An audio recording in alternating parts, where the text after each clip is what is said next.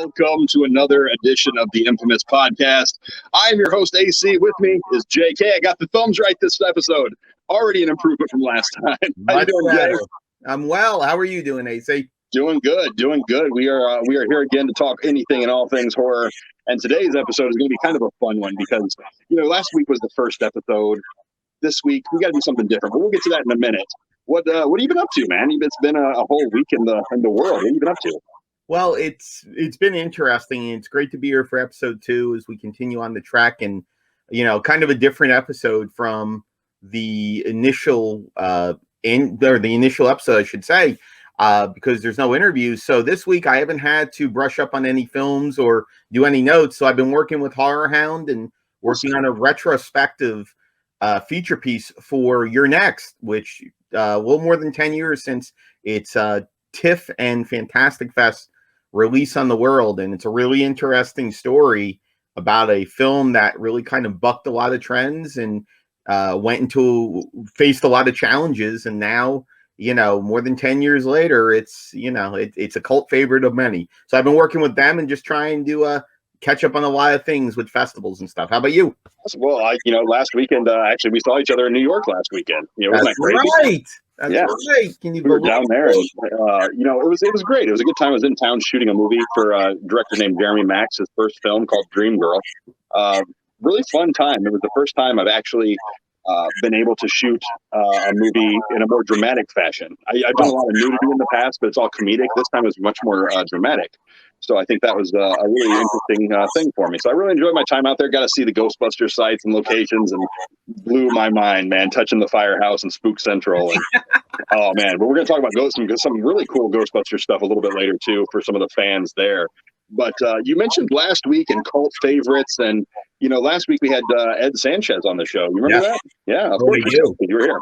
He was great to come on, and we thank him and John Dugan so much. Amazing. That was such a fun time. But you challenged me last week to watch one of Ed's movies that I hadn't seen called Lovely Molly.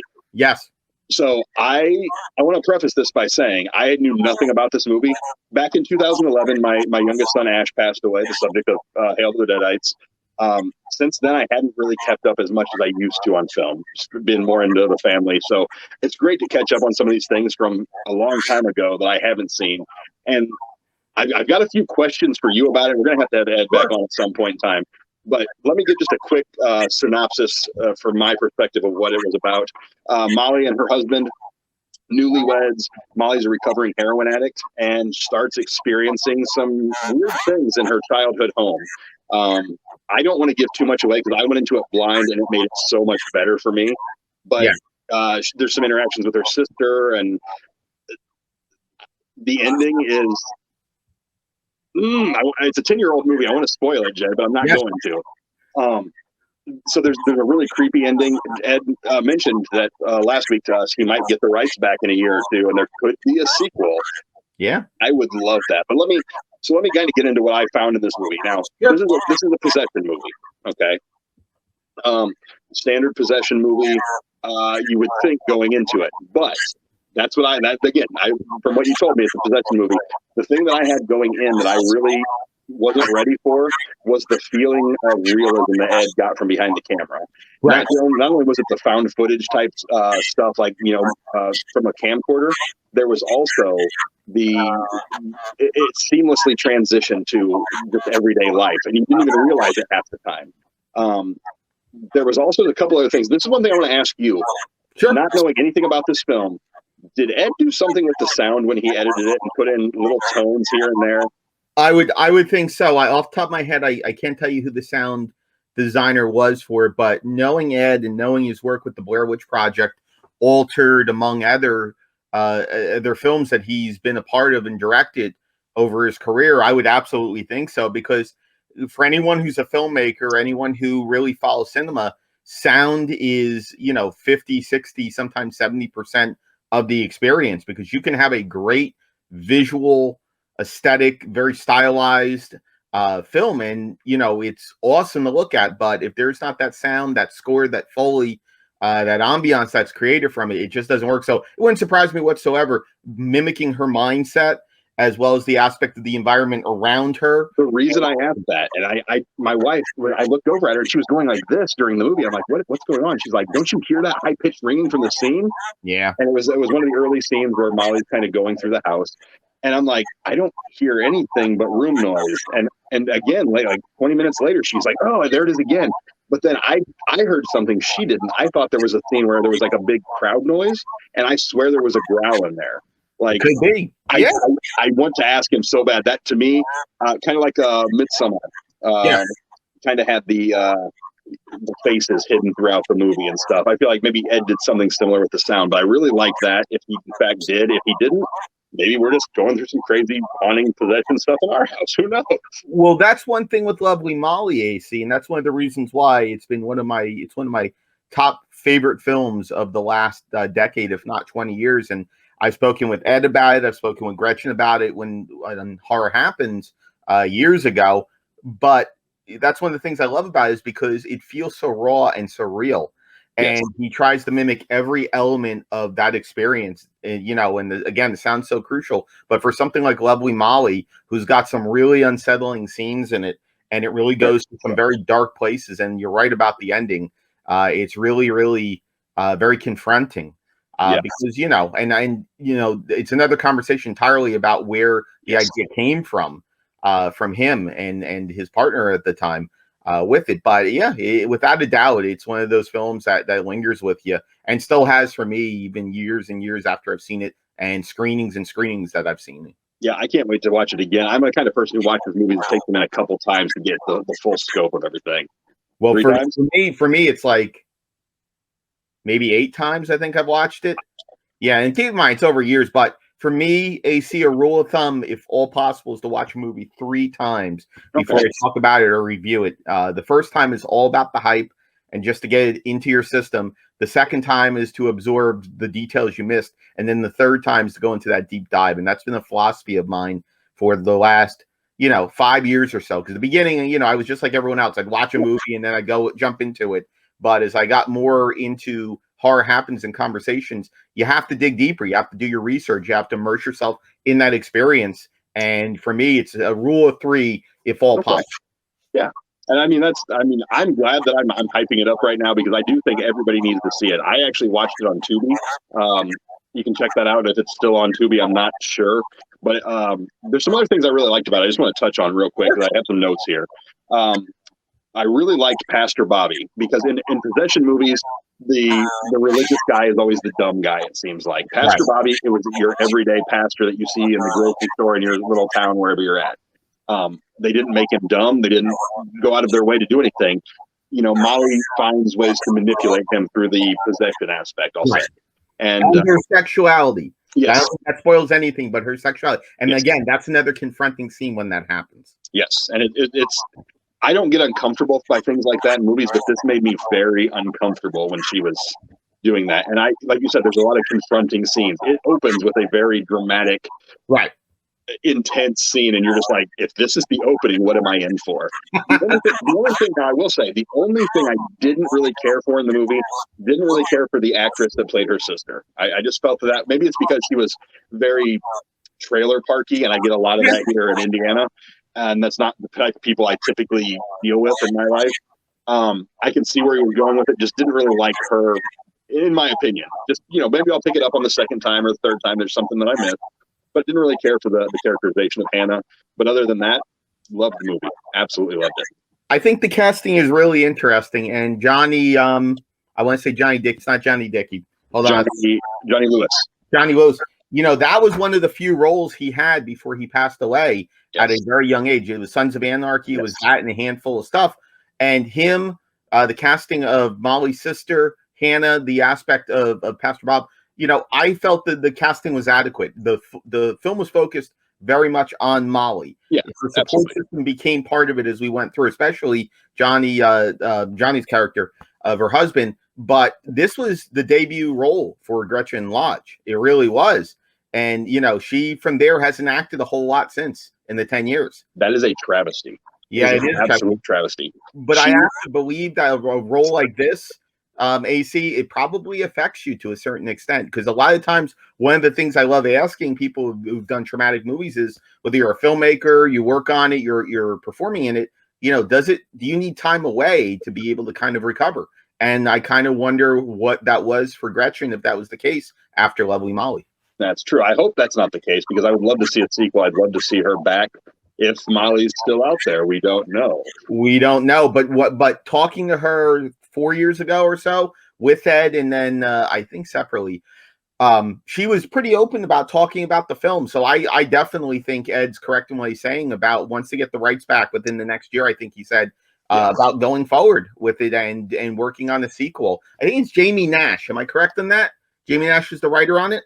I don't know. I don't have that here in my notes. I apologize. Just a second. Hold still, folks. And I do have my phone up because I'm looking stuff up because I'm old, folks. It's Jamie Nash and Ed, who are both contributed to the writing of it. And Jamie has been a partner with Ed Sanchez, just like Dan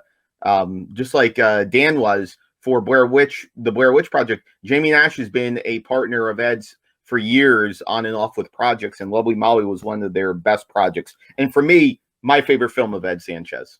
Yeah, I actually liked it better than Blair Witch, honestly. And I struggled with that because Blair Witch is so iconic. Right. But this is just such a pure film when you see it.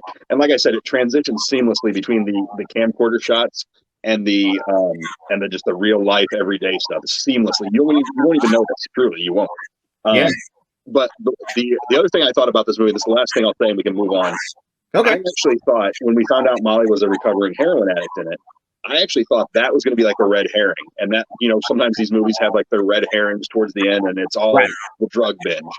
I was expecting that, and that threw me off even more. So I hope I'm not spoiling this for anybody with that. But it's been out 10 years, man. If you haven't seen it by now, I don't want to ruin the experience. You get it. Yeah, I get it. And then for those people, we should have said spoilers before we did it, because that's the trend, saying about spoilers. But it's been out 10 years. It's available on Tubi TV, most likely. You can get it on Amazon.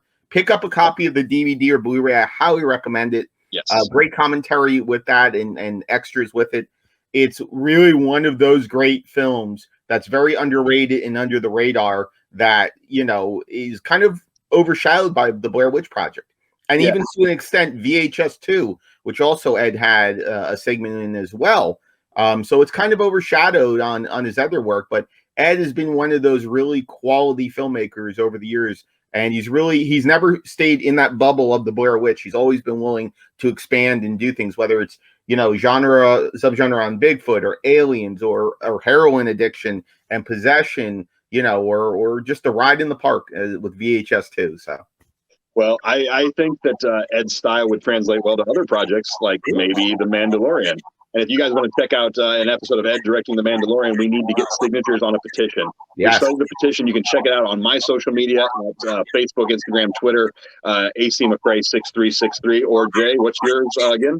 You can find JYKY. You can just find me on Facebook that way, or A Strange Man in the Filmland. I have a lot of the Twitter things. I don't mind them very much anymore. I did a long time ago, but Instagram as well. You can find it up there. But also, it's as far as I know, the infamous horror podcast system here we've got going. They posted it up also on social media, if I'm correct, AC. Yeah, I definitely want to get as many signatures as we can on that. All we're trying to do is just get him in front of Disney. His work speaks for itself.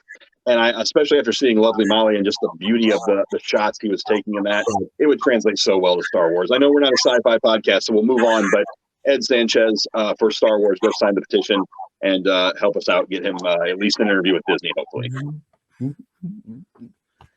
With that being said, are you fishing or are you doing Star Wars? I couldn't tell. I'm doing Star Wars, man. I don't have the lightsaber, But I will say this, and Ed's a huge fan of Star Wars. He's one of the biggest I've ever known in my life. But he doesn't take that fandom to that extent into his work. He's as great a director or filmmaker as you're going to find. And, in the trend of comic book movies and Star Wars movies, where we have a lot of these horror directors who have taken the IP over, he's perfect for it. So sign the petition and support, because it takes a minute to do. So you got a minute in your day. I know you do, folks. So thank you for what you've done. We are all about helping other people. And, Ed's movies, I mean, Lovely Molly, Blair Witch, Halloween classics. At least Lovely Molly is going to be a Halloween classic in my house now. But I got to admit something to you. I'm really having a little bit of Halloween fallout. What? I Having Halloween fallout. What are you Halloween talking was a few weeks ago, and I just I do so much. And like this year, we usually set up a big cemetery in our front yard. We're actually trying to have a haunted house in our backyard for the year or two down Wow. the road. But we're just such big Halloween fans, and the thing that bothers me is it's over, and now you got to deal with Christmas and what I call the Christmas holes. Oh, what about Thanksgiving though? Well, everybody forgets Thanksgiving. Now it's the one day I don't. I love we're so grateful, and then we just kill each other for TVs. That's the whole point. Oh my God! Well, you know what? I will say this year was it Devin Swana and Bruce Campbell? Oh, yes, Black Friday. Yes. Yep. So you won't forget Thanksgiving, at least somewhat. So yeah, and you can't forget Thanksgiving as well. Oh my God! Here we go. Yep. All these spinoffs. Wait till we get towards Christmas time, folks. You know, Santa Slays is one of my favorite movies. And Bill Goldberg, God bless him for playing Santa Claus. I'm going to reach out to Bill Goldberg because I've actually met him several times. See if we can get him on the show to talk about that. Oh man, that would be a blast, man. He's someone who I'm legitimately afraid of. I'm afraid he would jackhammer me through the screen right now. So. I'm not going to say that I wouldn't, be like excited about it. It'd be like we're like David Arquette and Scott Conn and Ready to Rumble. We're like, yeah, do it now, me. It's my turn. Such an underrated classic. Except I will not be in the porta potty. You will. Okay, I guess. But going back to what I was saying, I'm really having some Halloween fallout, man. Like, okay, we do the Halloween stuff. The haunted houses are all closed for the year, except some of them do open at Christmas again. So I get a little excited about that. But I'm just like, what are some things that you do post Halloween? Because you've got to do something. Because I'm kind of dying over here, man.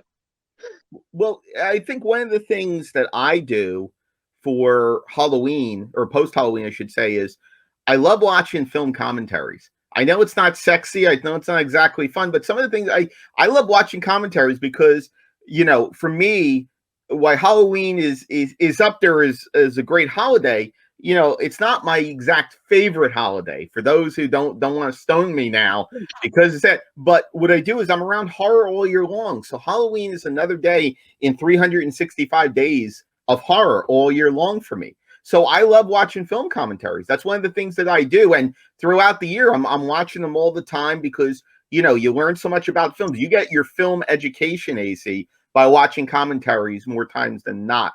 And one of the films in my class, in my editing class at Montclair State, because for those who don't know, I go to film school even at this filmmaker over there. Yeah, exactly. That they're up there or down there somewhere. Yeah, somewhere. But in one of the films that I have to break down a scene is Danny Boyle's 28 Days Later, which is like my all-time favorite horror movie. And some people don't consider it a horror movie. I do. But breaking down the scene, and I'll tell you what, his commentary about the scene that I'm going to break down is incredible because when you look at 28 Days Later and Cillian Murphy and his central character waking up and walking through London, I mean, they had only hours to make sure all the traffic was held back so they could go ahead and film that scene when he's walking through. It's insane to even think about, AC. But I love watching film commentaries when we're done because it's not lasts all year long, but it's a nice fix after like the massive wave of horror and Halloween over October. So if you could give me one other than 28 Days Later, because I don't, I've seen that, but if I could, just a straight horror, what kind of horror I like. If I could watch any horror movie with commentary, what one do you think I should watch? 1 Hour Photo. The director. Yes, director Wow. Robin Williams. Robin Williams never did at least that's what he said at the time. I don't know if that's it before he passed, but he did the commentary for that film. And just like, what was the one with Al Pacino? Insomnia. Yeah. What, just like that, he's done very few dark comedy or horror roles. Death Smoochie is another one. But he sat there with the director and talked about his role and talked about his experience and how he cultivated that character in 1 Hour Photo. So that is one where it's deeply dark, sadistic to a certain extent, but just it really just gets under your skin. And to listen to him talk about it is absolutely amazing with the director. And I don't know off the top of my head. Let's see if I have the movie behind me. Let's see. Oh, I do. Hang on. I do. Let's see. He does the commentary, and there's 1 hour photo. The Blu-ray has, and it's an amazing cover. He does the commentary with Mark Romanek. It's him and Robin Williams, and they talk about his character of Cy through the entire thing and the experience of making that film. Fantastic. Highly recommend it. Well, I know we're in the midst of Halloween. Can we just pause for a minute and just the immense genius of Robin Williams and just celebrate that for just a second? Like, yes, not just horror, comedy, obviously, everything, drama. The man was a genius, and it's. I always use one of his. I actually quoted him to you the other day. You know, he always had that quote. Yep. He tries to make people laugh because he didn't want anybody to feel the way he felt, and I'm the same way. And what a genius he was. So, Robin, we love you. We miss you. Thank you for everything you gave us. And a man of many lines, a man of many roles, and one of my favorite is hello. Well, the whole point is that, you know, I've loved Mrs. Doubtfire for a long time. It's one of my favorite comedies of all time. I can't tell you how many times I've seen it. It's just an amazing film. I know, it's absolutely great. And so, Jay, we're going to move on because obviously we were talking about a lot of comedy today. We got to get to some horror. I got some big news this week, and I don't know exactly what it is, so I'm just going to spring it on you. We're going to discover this together. Well, real quick, before you spring it on us, what do you do after Halloween? Oh, I forgot. Yeah. Well, other than sulk, I mean, again, lots of horror movies. I sit around with the kids, and we just, you know, we try to find. Sometimes we'll go like the week after to haunted houses when they do those closing weekends where they do something special and nobody's there. But mostly we just watch a lot of horror movies to keep it going, listen to the music. You know, it's all a family thing. Our house is covered in haunted items, paranormal things, oddities. We have an oddities museum that we travel around. So we've got all this stuff in the house. So technically, if you walk into our house, it's Halloween 24/7. I love that, dude. I absolutely love that. And that's one of the things that I appreciate about you and your family so much is, you know, how much you immerse yourself. Because just there's people who just decorate, you know, within that month. But people like you and I, you know, we're immersed in it all year long. And for folks who are, you know, whether you're really immense and immersed horror fans or you're just, you know, surface horror fans or somewhere in between, you know, everyone's welcome to hear on the infamous podcast. But, you know, the more stuff you have, the more experiences you have, it just makes a whole difference in the world. You can see behind me, and every week I'm going to be moving soon. But for right now, I'm going to be having different setups in the back each week of different things that I love and different things that represent what we're talking about here in the podcast. And, you know, and AC's going to have doors for right now. I'm going to have doors. So right. This is actually a bonus feature to the show that I wasn't intending because of all the transition in my house and the cleaning and everything going on. We just got a shed to get a lot of storage stuff moved. So once that's done, it's going to be when will AC stuff? You start taking bets. Like let's play a game. Start taking bets. Somebody's going to win the pool. Nice, dude. I don't know what it is, and it's not going to be pool from me. I mean, I don't have any money, but somebody will pay you. Talk to Stephen Martin. Okay, fair enough. Fair enough. But I got this thing, Jay. I got to tell you about this. I've been excited about this since I found out about it, and I have no clue what it is. Okay. So, have you heard of Secret Cinema?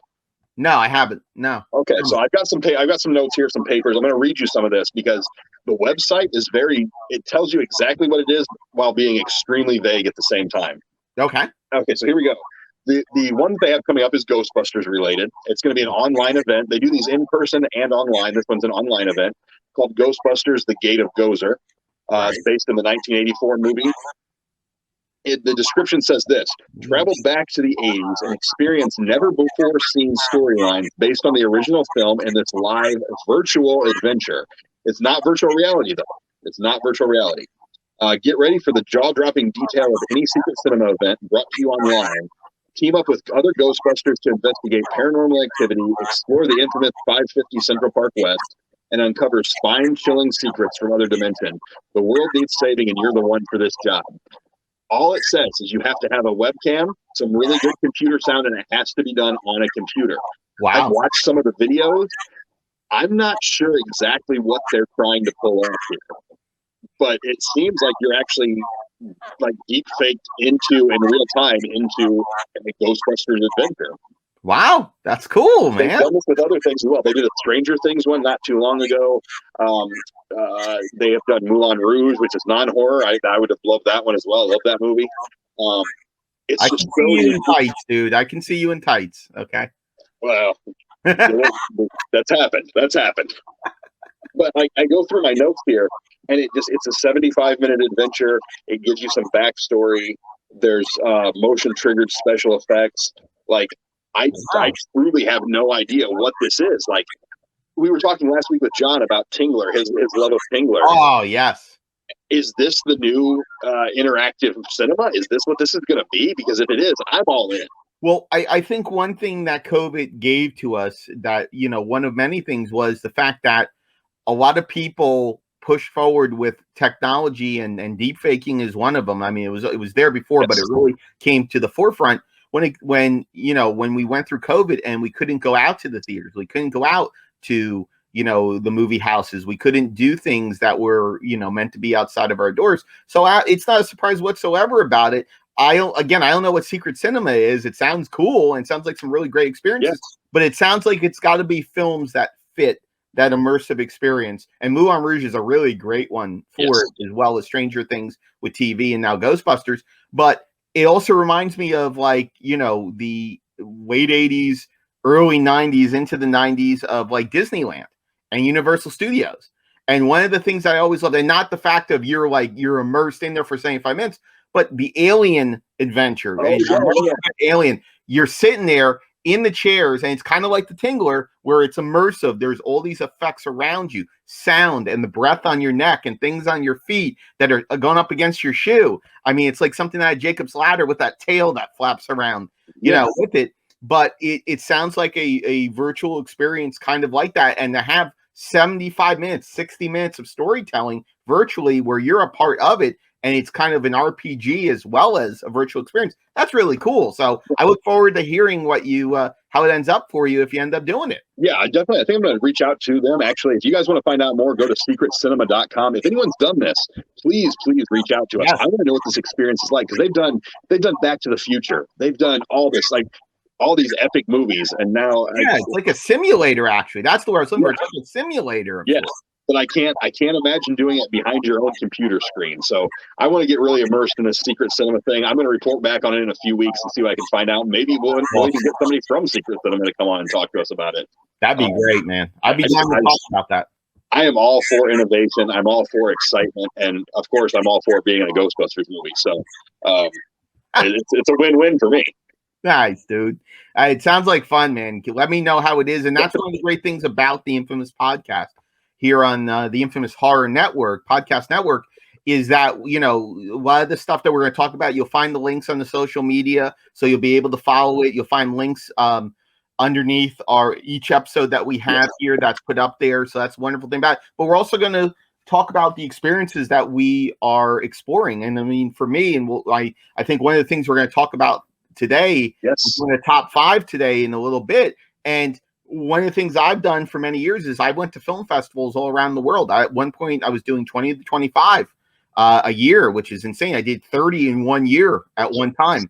So, we'll talk about these events, even if it's just in a small capsule, a snapshot of it. But we want you guys to experience it with us the best way that we can do. Yeah, and I mean, I hope as we grow this, there's more opportunity to do like large meetups and stuff. You're out on the East Coast, I'm near Chicago, so there's always opportunities to connect with people and try and do like screenings and events and stuff. So as we grow, let's see what we can do, guys. So if you have any interest in anything, hit us up online at our social media pages, and especially facebook.com/infamous horrors. And that actually reminds me, Jay, speaking of what you were just talking about, we do 3 questions sometimes, and other times we've got a top 5. So today we're going to do a top 5. I love it. So a top 5 this time, the top 5 things every horror fan must experience. Now, here's a qualifier for this list. Okay. We're just going to do 3 things that are just general, whether we've experienced them or not, that every horror fan should experience. And then the other part is going to be 2 things that we've personally experienced that we think every horror fan needs to experience. I love it, dude. Let's do it. Let's do this. So what do you got? Let's start with yours. Let's go back and forth. What is the first thing? Then these are just the general ones. Start with the general ones. What is the first thing that you think a horror fan needs to experience? One of the first things I think they need to experience, and I'm actually wearing the t-shirt this week, Tales from Beyond the Pail. And now, for those who don't know what Tales from Beyond the Pail is, and again, we were talking about what's something that, to get us through after October and Halloween stuff. Glass-Eye Picks, Larry Pheasant, Glenn McQuaid, they are the ones who have created the radio drama for a digital age. It's basically a series of radio dramas. I think they're into their fifth or sixth. I think they're on their sixth season now, or a truncated fifth season. And basically, they've taken short film scripts that were never produced in the films, and they've made them into radio dramas for a modern age. And there is so many talented people, so many talented writers, and they've done them live. 2 seasons have been live, and 2 seasons have been in studio. 2 seasons have been live, and the 5th season has been kind of a hybrid of both. But it's an amazing quality, incredible storytelling. They bring together really incredible cast, everyone from Tony Todd to Barbara Crampton to Larry Fessenden. I mean, you go across the board, a nice balance of younger talent and more seasoned talent. And a lot of people do a lot of different radio dramas. The No Sleep podcast comes to mind. And it really has become a big trend over the last few years, especially, and with COVID even more, because, you know, we weren't going anywhere during that time. But Tales from Beyond the Pail for me has been my favorite, and I tend to listen to them whenever I'm in the car because they're on Audible, they're on Amazon. Okay. Get the box sets, the actual tangible CD and flash drive box sets. But there's incredible care, incredible love, AC, that comes along with it. And if you're a fan of radio dramas, yes, especially horror and sci-fi, it's a can't miss and something I highly recommend horror fans should do when after Halloween and during the year. And it's something that is a must if you're a creative person because it stirs those juices. Yeah, and like I said earlier, I've missed out on a lot of things in the last decade, just transitioning more into a family role. But that sounds right up my alley. When I was in radio years ago, I actually pitched us doing a radio-wide radio drama on Halloween night every year, make it an annual thing. I was told it was a stupid idea. Once again, AC. But I've got one for you. So I'm going to be a little bit more general because everything a horror fan needs to experience, the first thing that I think every horror fan needs to experience, you need to watch at least the first film from all the big horror franchises. At least the first film. You don't have to get into them. You don't have to like them, but you have to at least watch them. Nightmare on Elm Street, Halloween, Texas Chainsaw Massacre, even more modern stuff like Terrifier and Hatchet. Make sure you're watching this. Yeah. Yeah, I would say that because to me, that's the basis of what the mainstream horror fan, I would say, knows right now. So if you're just dipping your toe in a little bit, make sure you watch all the first films of those franchises because then you're going to have a little bit of a knowledge base for the next thing that I'm going to tell you here in just a few minutes. So one thing leads into another with me. It's kind of weird. No, and I really love that it flows like that. For me, I'm a little more disjointed. I would say one thing that you have to do, head to Montreal for Fantasia or Austin for Fantastic Fest. And the reason why I bring up these two film festivals, A, because they're domestic. You can drive up to Montreal depending on where you are, or you can drive down to Austin. You could fly out to them. You could take the train to them. Fantasia is 3 weeks of incredible cinema. You have retrospective screenings. You have Asian cinema. You have the latest releases, both Canadian releases, worldwide releases, North American releases, and Montreal is such a beautiful city. And then you have Fantastic Fest in Austin, Texas. The barbecue alone is worth going for it. And you go to the Alamo Draft House, which is the one on South Lamar, is one of the most amazing theaters that you're ever going to find here in the United States. And the celebrities that come out for it, just like Fantasia, but the range of films, the artistic expression, you have so many different organizations contributing to that, bringing in some films you've never seen before and some really bizarre shit that you're only going to find at Fantastic Fest. Plus, both of them have incredible communities around you. If you're a fan of cinema, a fan of horror, a fan of film festivals, it's the place to go. And one happens in late July, early August. That's been kind of the timetable for Fantasia. And September, mid-September usually for Fantastic Fest. But they are something to go. But just go to a film festival and experience some of the newer names. That is more of the general one for me. Okay. And then my next one actually kind of flows with that one as well. Film festivals go hand in hand with horror conventions. I'm a big proponent of horror conventions. Went to my first one 10 years ago, actually. It was the weekend that my son, Ash, was born. I needed to get out of the hospital. We needed to let him rest, the doctor said. And right down the street from Riley Hospital in Indianapolis was Horror Hound Weekend. Very first one I ever went to. And I consider that my home con still. I love Days of the Dead, Cinema Wasteland. the various Comic Cons I go to. I need to go to more horror cons, but every horror fan needs to experience a horror convention, and not just going to a horror convention. I want to point that out. You need to go and book your room. You need to get there a day early, and you need to stay through the weekend. You need to go to all the after parties, and even if you don't go to the after parties, you're going to walk out of the elevator and randomly see Michael Rooker hula hooping in the lobby just with a bunch of people because he's drunk.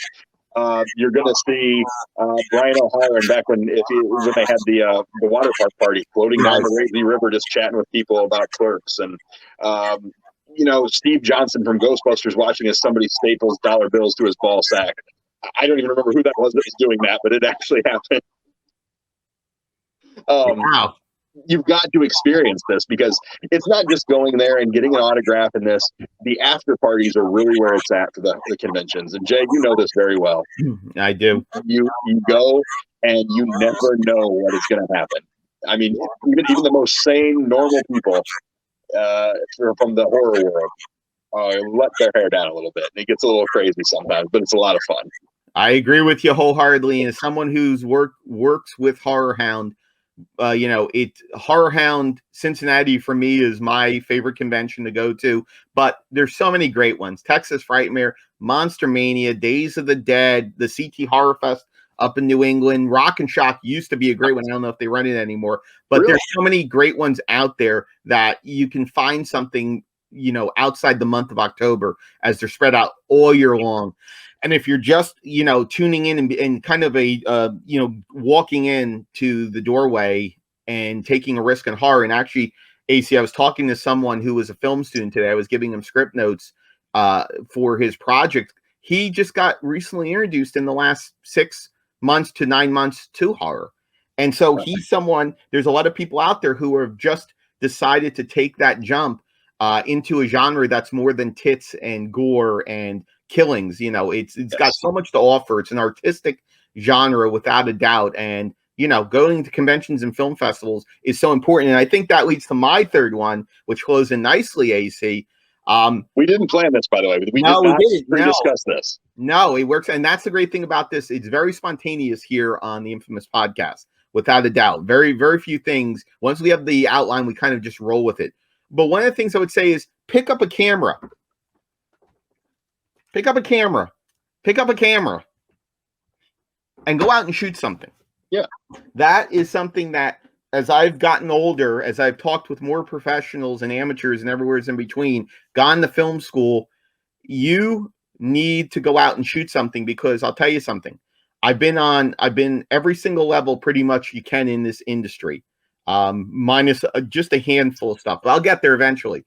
But for me, one of the most exhilarating things is going to a film festival and winning something like this for best college film. There it is. I just won that for Within the Frame, my college film from the Highlands Horror Film Festival here in New Jersey. And I'll tell you, there's nothing like having your work, whether it sucks all balls or it's amazing and it captivates and captures, whether you're a beginning filmmaker, middle, or experienced as hell. Go out and shoot something when you have the time, even if it's just a minute video of, as in American Beauty, a plastic bag rolling by you. Yep. So it's definitely worth doing it, and have fun, because the practical effects are a ton of fun. My dad's 70th birthday, his gift for me was being in my short film, Don't Eat at Dave's. And He had a ball. I had a ball playing practical effects on him.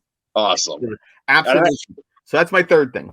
I actually would agree with that. I've never actually won any awards horror related for any of the roles I've done or anything. That is actually a goal of mine. I not because I need to, just because I want to have a cool little statue like that with my name on it. I just want to have it.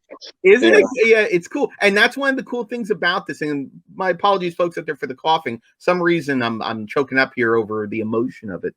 But one of the great things, and what people say, and recently Manny Serrano said this when we were at Highlands, because him and his wife Lindsay Serrano of Masquerade Pictures won for their anthology Dark Tales of Channel X, which just got distribution. Congratulations to them going forward. Yeah, I think so. I know Skip Shea's Seeds got distribution. So anyway, so the point being is that no, actually I'm going to take that back. Manny Serrano and Lindsay Serrano of Masquerade Pictures are currently looking, and they picked up a sales agent for their anthology, Dark Tales of Channel X, and they're moving towards getting distribution. But the point being is that when you have cool trophies like that, awards like that, people want to enter your film festival to get one of those, and to be able to get one, and that sensation of doing it and being in front of people up there, there's nothing like it, AC. It's amazing. And I've talked to hundreds of people before. I love running panels, but that's pretty damn cool. Yeah, no, I hope that one day there's maybe awards for the infamous podcast. Like, maybe we get a random or something. Could be. Down the line. So I've got another thing. It doesn't really tie into that, but this is something I think every horror fan needs to do. Very, very important in my life, and I know others' lives as well. You have to go to a haunted house. Not like a real haunted house. True. A commercial haunted house. Now, look, this actually also is going to bring me into AC's random fact of the week, because I've got a fact about haunted houses. I'm just going to go into that and then explain why this needs to happen. Okay. So, AC's random fact of the week, one of the first recognized haunted houses debuted in 1915. That was the Orton and Spooner Haunted House, which was a steam-powered carnival-type attraction. And you can actually still visit it in Liphook, England at the, the Hollycombe Steam Collection. You can still visit the first haunted house, the Orton and Spooner Steam Collection. Now, starting in the Depression, many of them started to come to the U.S. There started to be more of a uprising of haunted houses in the United States during the Depression. But it wasn't until 1969. You know what happened in 1969, Jay? I'm guessing you do. No, I don't know. Oh. What happened in including me not being here? Well, I wasn't here either. But what is when you think haunted house, just generally, what is a haunted house that everybody knows that you think of? I think of The Shining. Well, I mean like a commercial haunted house. I mean the Stanley. Oh, I don't know. Tell me what. The Haunted Mansion at Disneyland.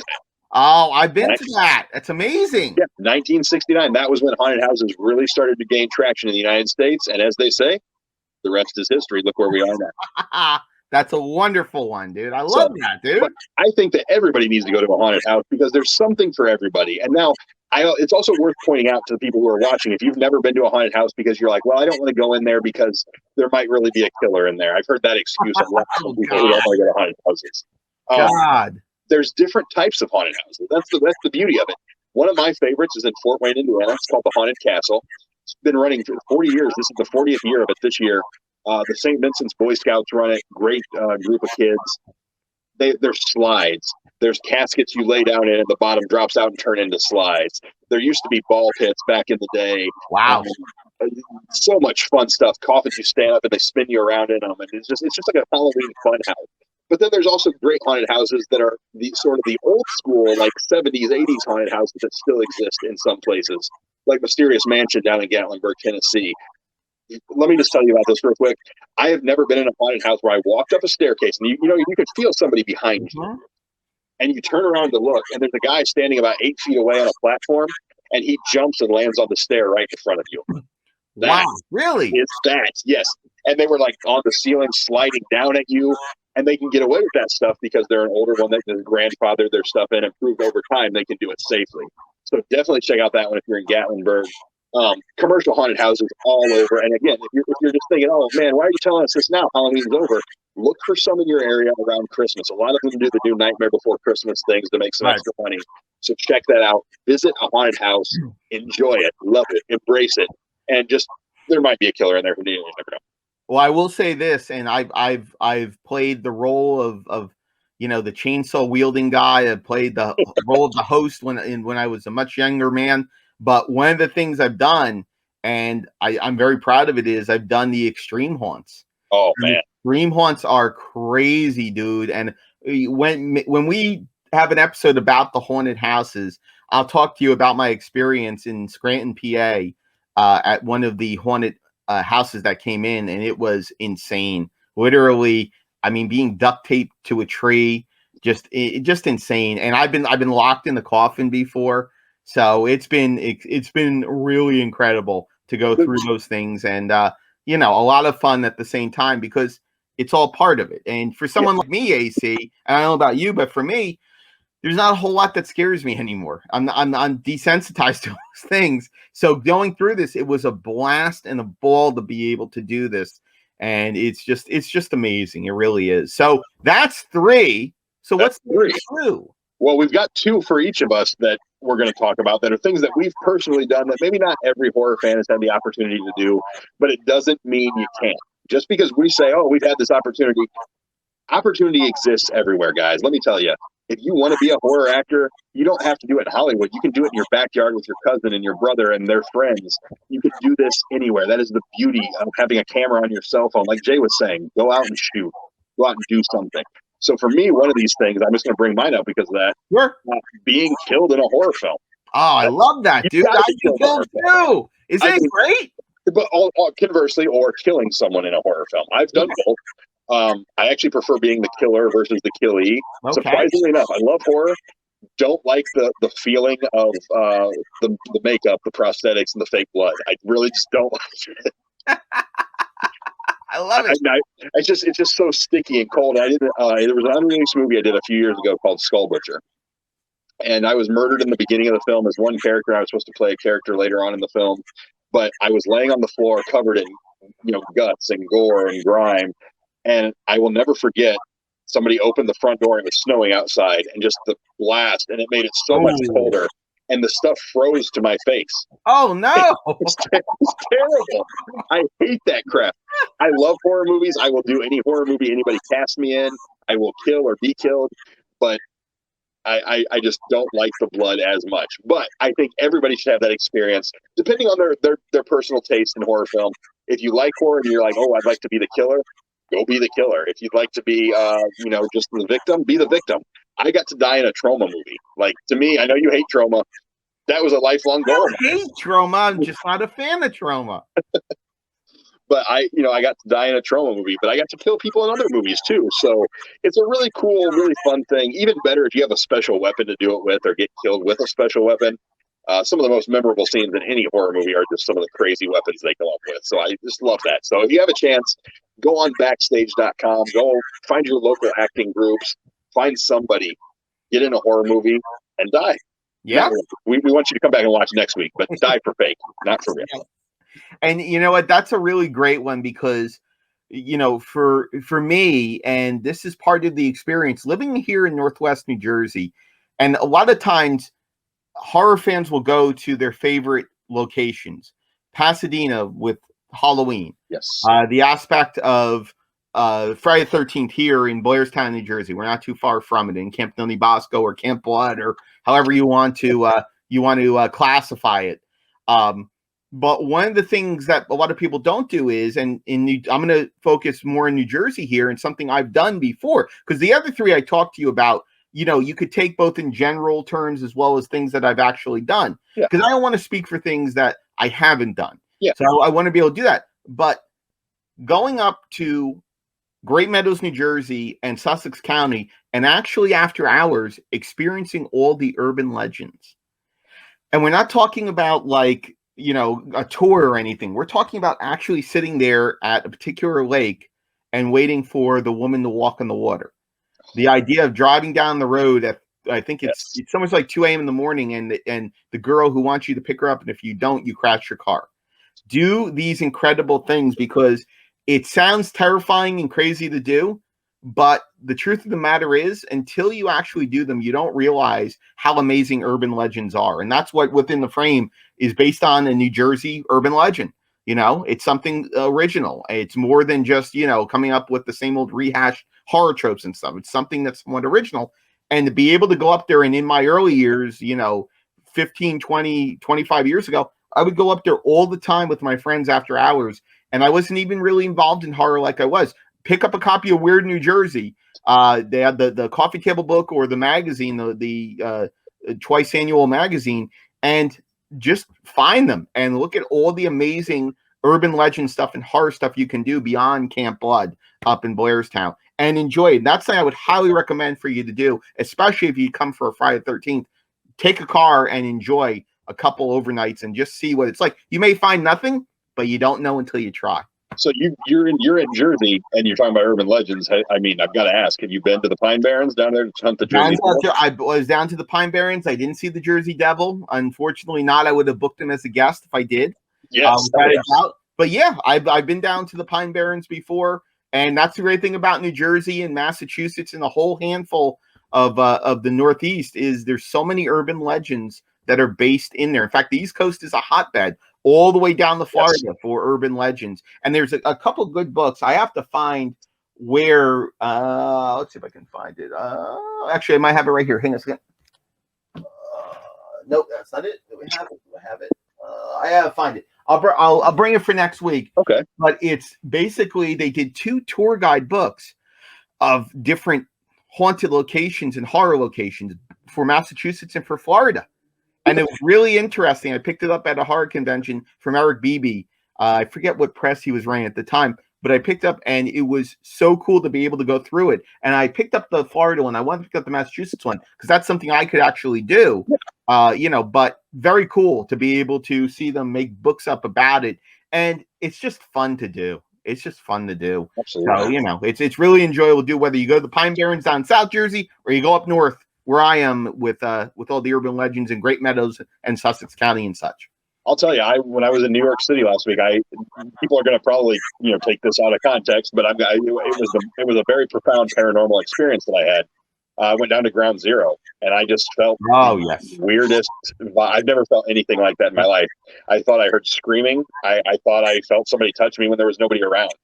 It was intense. But that actually brings me to my other thing, that my number 2 thing is doing a full paranormal investigation, which was kind of ties into yours, but I think that's something every horror fan should experience, because you can be afraid of the horrors on the screen.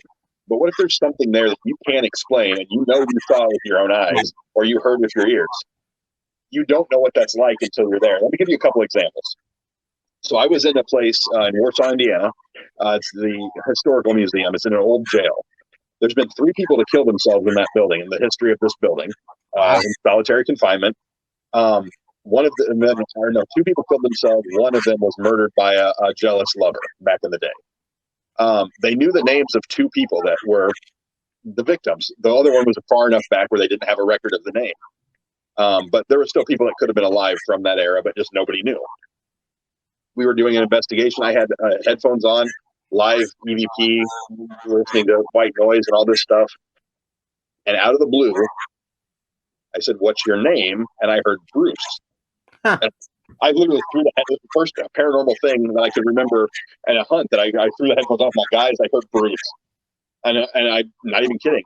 2 weeks later, somebody confirmed that the name of the 3rd person that died in the jail's name was Bruce. Wow. Intense, man. That building is, you can hear all sorts of whistles, and there's no ventilation, so there's no chance for anything like that. Very creepy building. It's a public building. You can go there. It's a museum. Like $10 to get in if you're in Warsaw, Indiana. The other thing was, there was a cemetery we went to here in the town that we live in. I'm not going to give that away because it's a fairly small town. But we went to this old cemetery. It has Revolutionary War graves in it, out in the middle of nowhere. Having a good time. We have the EVP thing. We got the spirit box, and we're not getting anything except some orbs and some pictures here and there. But orbs are kind of. I'm not a big fan of orbs. I don't consider that a paranormal thing all the time. More often than not, I believe it's dust or bugs. I like to. I will say I'm a firm believer, but I like to debunk things before I go on to the next thing. In this case, I couldn't debunk what I'm about to tell you, which was that I thought my wife was standing right next to me, and I turned and I saw the grayish figure in the dark of a person. My wife was 6 feet away over there, and it was just a quick like this, and I turned back, and she was way over there. It was intense, man. I stood like face to face with something, and you just get those feelings, those chills. Like, you know what I'm talking about. You've done these urban legend things. It's the same thing. And I believe some of those are real as well. I firmly believe the Jersey Devil exists. You'll never tell me wrong. I agree with you, and I'll tell you a quick story here about, you talk about urban legends, and the fact is that I myself have felt that I've experienced at least one with a specter over the water in Great Meadows, and I felt that experience. It was very late in the night, so it could have been me with a lack of sleep and a lot of Jolt Cola at the time at my age. Yeah, exactly. That's calling back to it. But one of the things that I was on a trip, because I used to work in school-age care in New Jersey, and one of the great things I enjoyed was during Halloween, during the month of October, taking my students to Great Meadows in the area to do the urban legends. Yeah. And they loved it. They loved it. They were, they were middle schoolers, so it was great to be able to take them. The parents loved it. They had a great time because they knew, it was gonna frighten them a little bit, but nothing that you had to worry about. So we literally were driving the school bus up to the stop, and there was a row of cars, and a pole had come down. And I said, you know what, guys, everyone, my assistant, and the bus driver, great women. And they're like, okay, we'll hang with the kids. You go check. I checked it out. As I'm walking towards it, I'm looking around because I know Great Meadows and the urban legends are on my mind because, why I'm not really afraid of anything unless it comes face to face with it. There's still that paranoia about the area and what could be there. And that's what's so inspiring as well as terrifying when you think about it. I walk by and all of a sudden I look down and I see a baby carriage all the way at the bottom of the hill. And it looks like a new baby carriage. And there's nothing else there. There's no garbage. There's nothing. There's just a baby carriage. And so I walk up and I look down and I go, yeah, we're going now. And as soon as I walk back, because the kids start to get off the bus, and I'm like, get on the bus right now. Get on the bus right now. Get on the right here. And thankfully never had to worry about anything. But things like that are priceless about it, because even if you don't believe in urban legends, even if you come for just the foliage of what New Jersey has to offer, because it's beautiful, it's the Garden State for Pete's sakes. There are things like that, little things that may have nothing to do with it, but really kind of just stick in your head. And it stuck with me, some 15 years since it happened, somewhere around there. So, it's those experiences, AC, that really shape us. And for you folks out there on the social media, what are some of the experiences that have shaped you when it comes to, coming face to face with things that you think you saw, or paranormal stuff, or urban legends, or, something that was influenced by watching a horror movie? One of the scariest movies I ever saw was Aliens, because I was really young, and it was like in the middle, it was the early morning, and there was no one on, and all of a sudden Aliens comes on, and man, I am freaked the frick out when it comes to it. And it's one of the few films that has ever scared me. It doesn't scare me now, but it scared me like hell way back when. And that's, for me with it. But one of the other things that I've done, and I recommend everyone to do, and it's not necessarily a horror thing, but it's really freaking cool, is check out Eastern State Penitentiary. In Philly. And it's really, I think it's Philadelphia, right? Yes. Yeah, Philadelphia. That's why I was first. Again, folks, my apologies for the dementia kicking in, but Eastern State Penitentiary in Philadelphia, it's one of the most coolest establishments you're going to see. And it's more historical, because I've been to Alcatraz in San Francisco, and I've been to Eastern State, and I've been to a handful of other prisons along the way that are closed. I've never done anything like that. But the fact is that Eastern State Penitentiary has such a great history of all the different convicts that have been there, and it sits right in the city. And a lot of it is still in tremendous condition, and taking pictures in there, you're allowed to take pictures in there. And then you've got kind of the haunted element that they exploit more during the month of October. But it's a really cool place to go, especially on a really rainy and overcast kind of day, because it's just beautiful. It's macabre, and it's beautiful. So that's one that I've done a few times. I highly recommend. That's one that's on my bucket list. That Mansfield. My kids have been to Mansfield. I haven't been to Mansfield. Joliet, where they had John Gacy. I want to go there. And the only real prison I've really visited was the where they held John Dillinger when he escaped here in Crown Point, Indiana. Yeah, we had that was actually my first date with my wife. We took she's a big John Dillinger fan, and I paid them to give us a private tour in the off season of this old jail. So we were the only ones in the building. Wow! It was about a year or two after Public Enemy, so they had just renovated part of the jail for the scenes there. And they didn't even shoot John Dillinger's cell. That was at a completely different location in the it was in the old part of the jail. They call it the old jail, and it was actually breaking down, right? Because the bricks were crumbling. But we got to go back there. And my wife they don't even allow pictures back there or in the museum or whatever. My wife got a picture in Dillinger's cell, and it was still one of the coolest things ever. That's so cool. And what? Real quick, where we talk about locations. Because you know how I brought up I'd like to go to the Halloween in Pasadena, the Halloween. Yeah. I've been down to the Texas Chainsaw Massacre site in Texas, which has been one of the cooler things. I was down there when I was 1 year in Austin, Texas. But I want to give a shout out to Chris Rowan, and you can find him on on social media. He bought Buffalo Bill's house from Silent Hill. He bought it. Chris Rowan, who is New York City Horror Film Festival. I've known him for years. I saw him recently at Horror Hound. He bought Buffalo Bill's house and he's turned it into a Silence of the Lambs themed Airbnb. So if you're looking for a really cool experience with it, it's just a place to go to, and it's gotten so much coverage and so much press, but it's not the most affordable thing to do. No. But if you're willing to make a vacation out of it and experience it as a horror fan and a cinema fan, it's as freaking cool as you're going to find, AC. Have you been there yet? No, I haven't. I had a chance to go up there at the time. I was working so many hours. I never got a chance to go up there, but I told Chris I would get up there eventually. And it's out, I think, near Pittsburgh, Pennsylvania, somewhere's around there, so I think maybe we should do an episode from there. I'll pitch that to Chris. I think that would be fantastic to do something like that. I know we talked about Blairstown. Yes. I was going to be in Blairstown when we had talked about a Friday the 13th episode. That's something to look at also. Yeah, I think where do you guys want to see us go? When we will try to get in anywhere we can. Again, it's all about trying. The worst they can say is no. So if there's any place you want to see us broadcast from, Facebook.com/infamoushorrors. Go there just to leave us questions, comments, concerns. If you want the T-shirt I mentioned last week with his face. Yeah. It's not available yet. Not sold in stores, but if you want one, we'll make out a deal. It's fine. It's great. Yeah, you real quick. I get it, and it's located in Perryopolis, Pennsylvania. And it's really cool. They got the whole Facebook page and everything for it. So it's very cool. So check it out there, Buffalo Bill's house. And hopefully people get out there and support it. But that's one place I'd really like to go and experience it. I know my girlfriend, Susan, she's big. Her favorite film is Silence of the Lambs. So maybe I'll have to hock an organ to be able to do it. But one day I will. No, I think we just need to podcast from there. I think we can pitch it to him, see what he says, because I think we can go out there. I promise that I will, if he does this, I will recreate the tucking scene for everybody. Oh, God, no. Yeah, and Jay, I'll bring the lotion for you. Please take the lotion. I'll put it in the basket. So. Well, that's all the time we've got for today, guys. Stick around. Coming up on Patreon, we're going to be talking about a personal thing from a location that is meaningful to us, that we've experienced something from or with. We're going to have a couple things coming up there. Visit us on Patreon.